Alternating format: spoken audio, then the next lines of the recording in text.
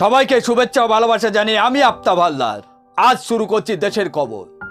অনেক সময় মামলাতে অভিযুক্তরা জামিন পেলেও তা মঞ্জুর করতে গড়িমসি করেন নিম্ন আদালতগুলি। এই সব নিয়ে চূড়ান্ত অসন্তোষ প্রকাশ করেছেন প্রধান বিচারপতি ডিওয়াই চন্দ্রচূড়। তিনি বলেন, গুরুত্বপূর্ণ মামলার ক্ষেত্রেও জামিন না দিয়ে নিরাপদ থাকার চেষ্টা করেন নিম্ন আদালতের বিচারকরা। এভাবে নিজেদের গা বাঁচিয়ে চলার প্রবণতা বিচার প্রক্রিয়া নিয়ে সন্দেহ বাড়ে।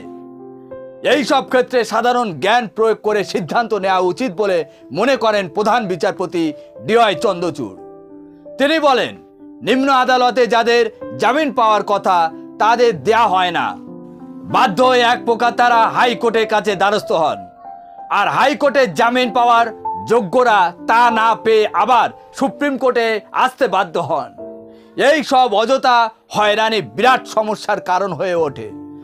তিনি আরও অসন্তোষ প্রকাশ করেন, একতরফা গ্রেপ্তারি ও জামিন নিয়ে এক বক্তার শেষ হতেই একতরফা গ্রেপ্তারি নিয়ে প্রশ্নের মুখোমুখি হতে হয় প্রধান বিচারপতিকে।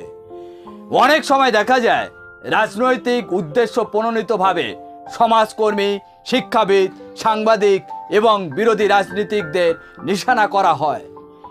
এমনকি বাদও যায় না বিরোধী দলের মুখ্যমন্ত্রীরাও।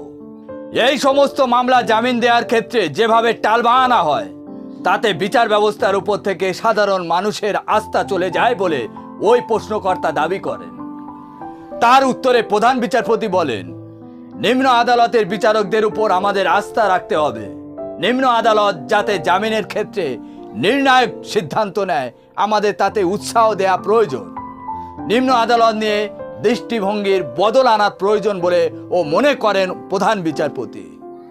এখন প্রশ্ন হচ্ছে, বিচার ব্যবস্থার প্রতি মানুষের এরকম মনোভাব আসবে কেন? তার কারণ হচ্ছে, বিচারকরা কি ভুল সিদ্ধান্ত নিচ্ছেন, নাকি সাধারণ মানুষ ওই বিচারকের সিদ্ধান্তটাকে ভুল ভাবছেন?